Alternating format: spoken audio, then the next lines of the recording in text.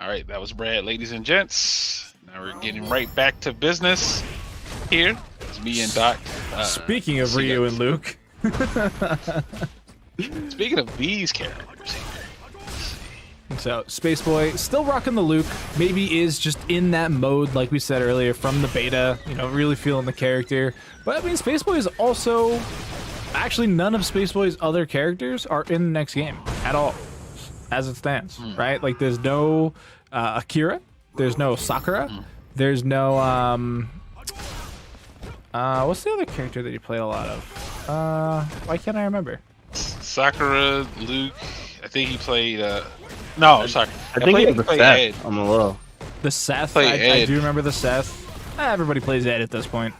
And Ed will eventually be in the next game, but barring DLC, yeah, there's no Akira and no Sakura. So, definitely going to be, you know, living in the right now. He will be playing this matchup next weekend. Oof. Gosh. But Paladin is not playing around as he took in the first game in just powerful fashion. I thought in this game, Luke was the stronger character here, but tier list be damned. Paladin taking that 2 rounds straight. Let's see what adjustments Spaceboy is going to make here. Yeah, I mean, in general, there's a lot that Spaceboy can do in terms of, you know, changing up how the Luke matchup goes. We've seen them be very active, I guess is the word I'll use here, in how they play Luke in different styles, right? Like, we've seen games where they, you know, play a very EX shoulder into flip kick, you know, play style where, like, they get a bar of meter and they immediately spend it on that. And then they'll have other options where as soon as they get a knockdown, they're trying to suppress you. Or they'll DP on your wake up. Wait a minute, I have a question about that. My man Paladin did jumping medium punch with Ryu. I have not seen that button or that jump in before like that. Okay. He's playing on a different rhythm right now. I think if you're still playing Ryu in Street Fighter V at this point, you kind of have to be, right? Because, like, you know, there's players like Delzon still rocking the Ryu. Obviously, Paladin's playing it at the moment. That was a really slick V-shift. That was really nice. That was. Oh, tried to DP through the fireball there. But Paladin right now, just all momentum right, just no fear, and you can see Spaceboy just trying to match his energy because they're both playing at 90 miles per hour right now. They're just both just bullying each other. Give me your lunch money. No, you give me your lunch money. That's what's happening right now in this set. Oh, okay. There's a throw into the corner. That said, looking at the drip, I'm not really sure what Luke can get out of Ryu. The man is basically in a giant burlap sack with some belts tied onto him. Oof. I don't know. Maybe Luke wants the headband. Oof. That was really nice. A really smart delay rise there from Spaceboy. Didn't necessarily know that it was going to be the charged fireball, but that is definitely going to work. That should kill, yeah. That should be, yeah. It should be enough. That was raw. Very backloaded on that, raw. too. Yeah. That is one thing I like about Street Fighter 6 too, and I know we've talked about Street Fighter 6 a lot. The critical arts and the supers to end it, sometimes it's obvious, but every now and then you get that one clip where it freezes on the last pixel for a second, and you're like, the magic pixel survived, and then it says KO, and you're like, all right, that was sick. Will it kill is definitely going to be interesting for the first edition. Especially Kim's getting hit by Kim's super.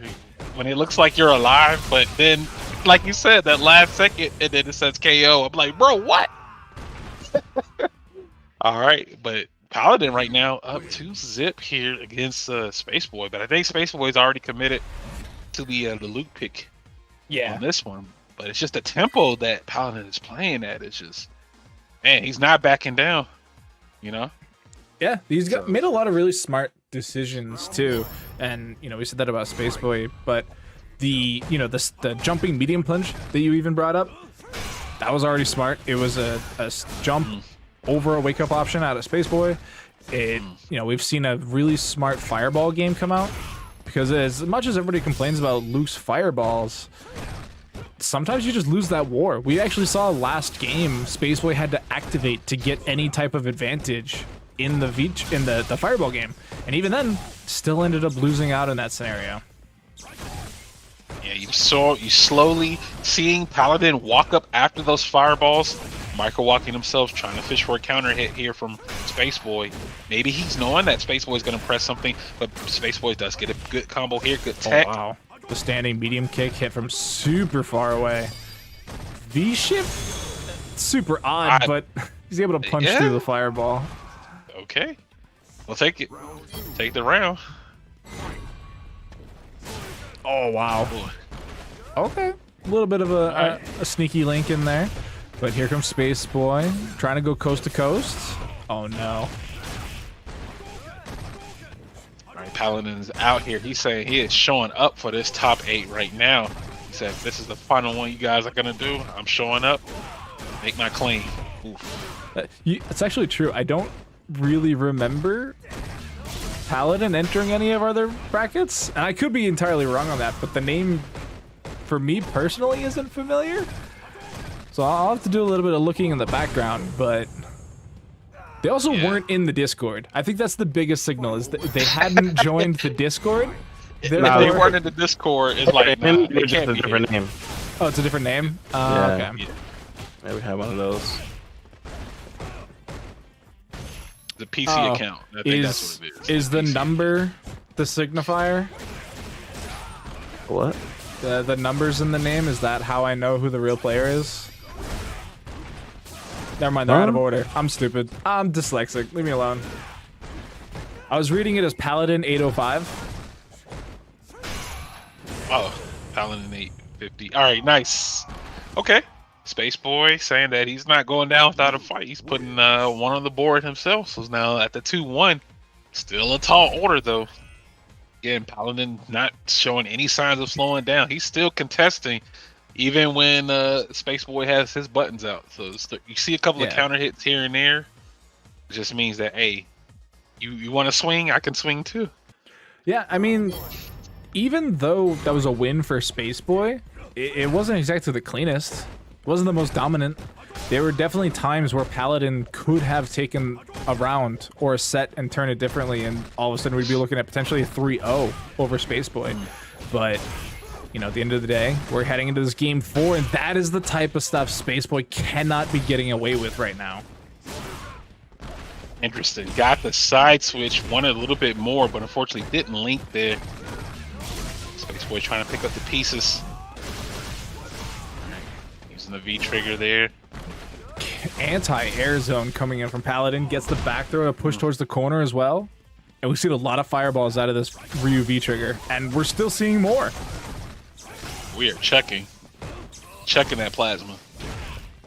Oh, tried to get the anti-air, but the DP from Spaceboy. Oh, he double dashed twice. If he had dashed once, he probably could have set up for an EXDP scenario in that. But Paladin right now sitting on game point.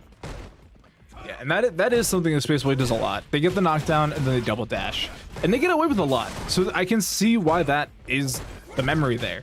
But every now and then, a sneaky little crouching light punch pops in, and that's the result. So now it's a set point, and again, the EXDP on a simple approach, just leaving Spaceboy in the dust. Yo, man's like Spaceboy. He's out here fighting. This is survival mode at this. Okay. That is tragic. Wow. What a sequence there from Paladin. The fireball into EX. Yo, we'll take it. Okay. The fireball game